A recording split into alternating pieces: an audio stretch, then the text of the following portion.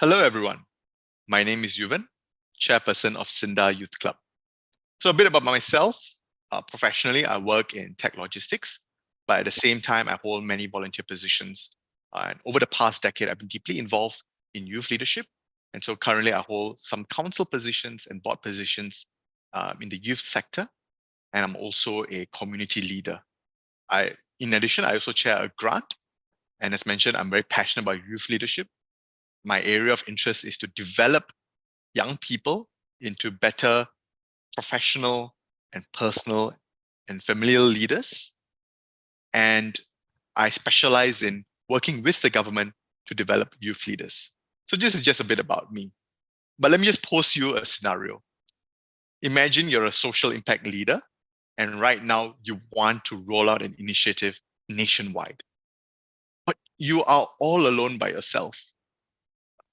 And you are cracking your head and searching online on how you're going to scale this.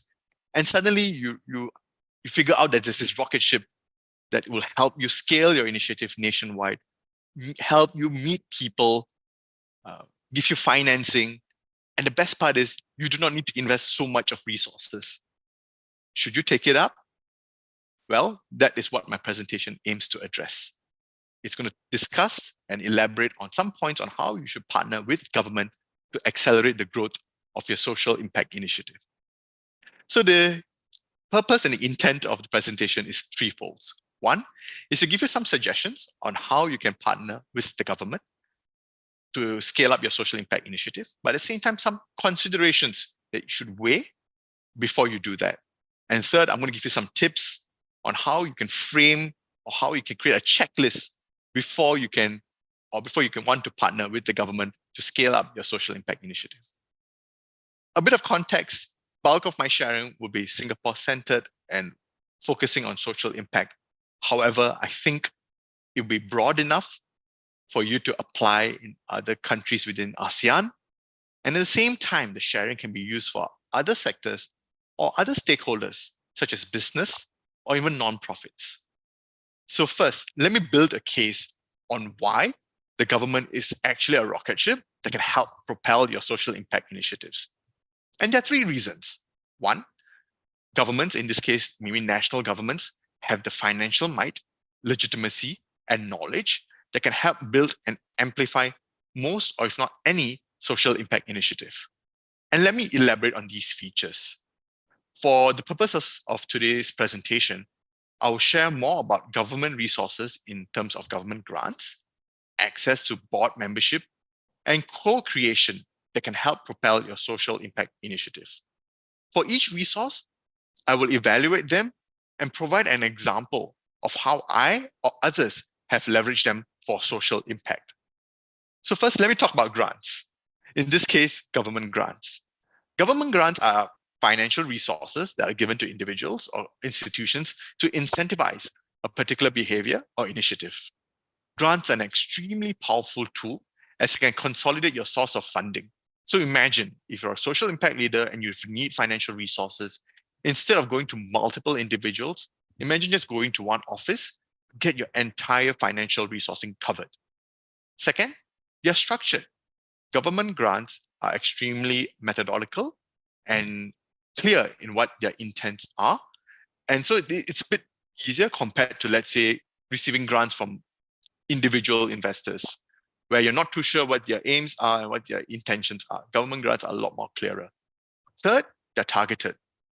Government grants will spell out their intent where, for example, it could be for youth-based grants or environment-based grants. So we're very clear on really the objective that the grant aims to address. And one example is Young Change Makers. So Young Change Makers is a Singapore program where we provide grants of up to 3,000 to 5,000 to Singaporean youths to help champion initiatives. And one unique value proposition of the grant is that it's for youth by youth, meaning the people or the individuals deciding on the grants are actually fellow young people themselves. So if you see this picture here, it's a picture of what I call curators or my volunteers, who are the individuals that sit and assess each project and provide the grant. And not just providing the grant, they actually provide coaching to our grant applicants so that they can scale their initiatives to even greater height. And let me give you some examples. I mean, look at these three projects here. They're extremely distinct. The one on the app, it's a digital project. It's for young moms.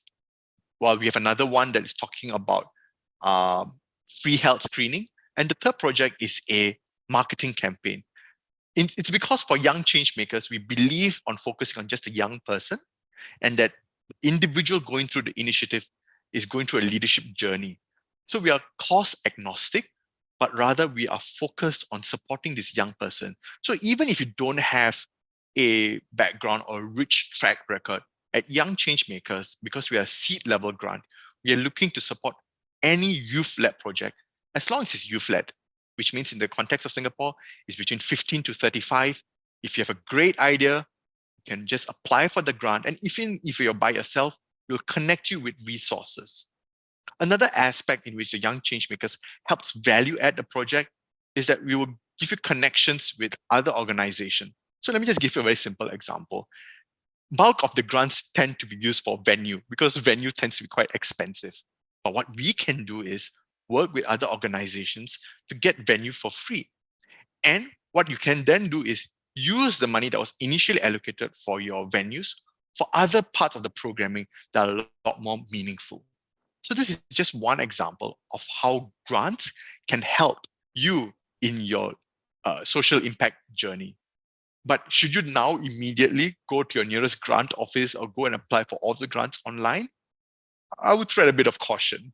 One, you need to ask yourself whether the grant is aligned to your initiative. For example, if you're running a mental health initiative, is it wise for you to apply for grants with the Environment Ministry? Second, grants have a lot of paperwork. So do you have the resources and the team members that will help you navigate the paperwork? Third, you need to see the terms and conditions. For example, the Young Changemakers grant is on a reimbursement basis, meaning you need to first spend your money before you can claim it back against your expense. So you need to read the fine print when it comes to grants. But this is just one aspect, financial resources. There are other aspects in which government access can help propel your social impact initiative. One area is board or equivalent positions. So board positions, and in this case, what I'll be sharing with you is about you as a social impact leader being on government boards or council, or creating one for your social impact initiative. Now, board positions are quite useful because they provide you with access to powerful individuals who can then open doors for you to other organizations. Second, these board members have a wealth of experience and expertise that could help you in deepening your solutions. Third, they can provide you with intelligence in what are the upcoming trends and how to navigate them. So for example, I've been very fortunate to be in the Youth Core Advisory Committee, and that has given me access to individuals such as educators, community partners, and of course, other resources. And through these resources, I've been able to create initiatives in the areas of health, migrant workers, and if not for these resources through my board level position, I think it would be extremely challenging for me to have been a leader in these areas. But should you now go and apply for board level positions or create a board of your own? Again, I think you should really take a step back and consider these following factors. One is perception. If let's say you're a very informal organization, and if you suddenly were to create a board, would that scare off your potential volunteers? I think you need to think about that. Second, alignment. Again, I'll talk about alignment quite frequently here because I think it's critical. And alignment here does not mean having the same approach or solution, but rather having the same direction with the government agency or the entity that you aim to partner. So both of you should understand that, yes, this is a need that needs to be addressed, and some broad frameworks in which how to address them. Third, you also need to be prepared to be influenced by very strong individuals. So are you ready for that if you were to create a board for your social impact initiative? Or if you are in a government board or agency, be open to influences by other strong individuals. So these are the things that you might need to prepare for and consider before you either take up a board position or creating a board for your social impact organization. And the last point is this, it's about co-creation. So co-creating with the government agency refers to you as a social impact leader working with the government to solve a particular social problem or in fact any other problem. And the reason why I would also suggest that co-creation is one way to access government resources is because the government has a lot of capabilities. I'm talking about research, I'm talking about marketing, I'm talking about access to networks. Second, they've got manpower. They've got full-time staff that will help drive these initiatives and whose mandate is to develop these initiatives. Third, legitimacy. Imagine if, let's say, you are able to get a government funding or a government grant or government acknowledgement. That makes your initiative a lot more legitimate compared to if you say that you're doing it by your own without support from any organization. So this is a very fun and happy picture that was taken late last year. Basically, I was able to work with National Youth Council to create a card game. I think if you see in the bottom right, you can see the card game just being placed there on facilitating conversations on race and religion. Now, for me, I've always wanted to do an initiative like this, but it's always been challenging because I didn't have the know-how, the skills, nor the expertise in how to develop such a card game. But what I was able to do is rally volunteers who would be participating in the creation of the card game as testers. Second, I was able to rally community partners to the engagement itself. But where National Youth Council came in together with other organizations was refining the card game, developing the card game, and also implementing it and publishing it for the whole of Singapore. So in this case, you can see you as an individual coming in to partner with a government organization on a particular initiative can be useful if you want to scale it up. If you were to ask me on my own, would I be able to do this within the year? It'd be very, very challenging, which is why sometimes working with government agencies can help accelerate the process. But is co-creation for everyone? Well, I would ask you to consider these three factors. One is power dynamics, meaning imagine you working with the government organization. Are you able to hold your ground in some of your discussions? Or would you feel that the government is taking too much of ownership on your particular initiative? Second, do you have the stamina? As mentioned earlier, my engagement with National Youth Council was a year-long initiative, and that really takes a lot of time.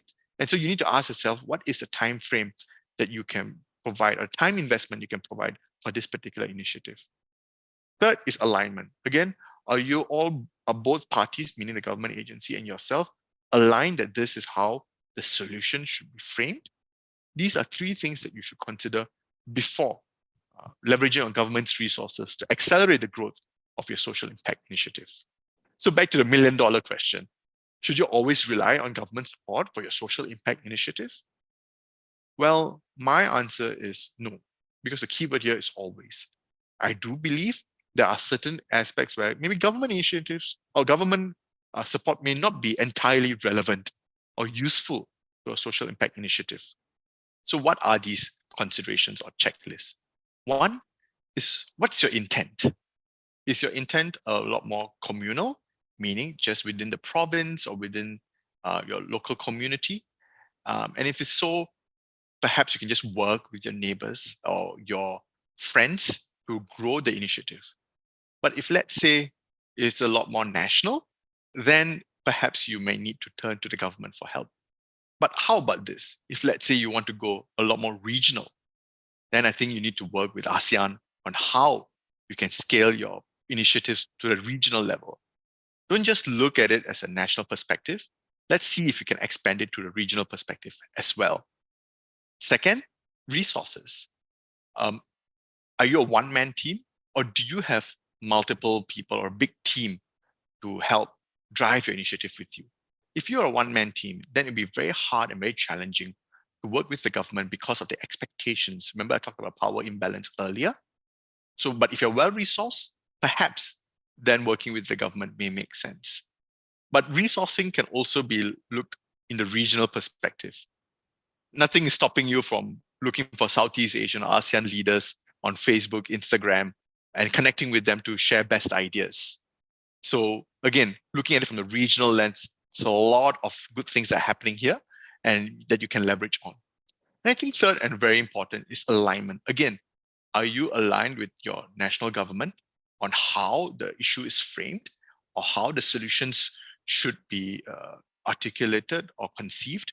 If they are, then yes, perhaps you should work with the government. But if they're not, then you can look at other stakeholders, nonprofits or corporates. These are also individuals or institutions that can help provide you with some sort of funding and legitimacy as well. So in closing, to you, the ASEAN changemaker, the region is vibrant. There are a lot of social impact leaders here. And I believe ASEAN is committed in supporting your endeavor. What you need to do is be imaginative and to be bold and to take the first step in developing your initiative. Once you're ready to scale, you can work with ASEAN or you can work with your national organizations or government to scale your initiative. On that note, if you enjoyed my presentation and you would want to engage with me on some of the things that I've shared about earlier, or in fact contest some of the ideas, I'm more than happy to have a conversation with you. You can always reach out to me on LinkedIn. On that note, I would like to thank you for your attention and have a great day ahead. Thank you.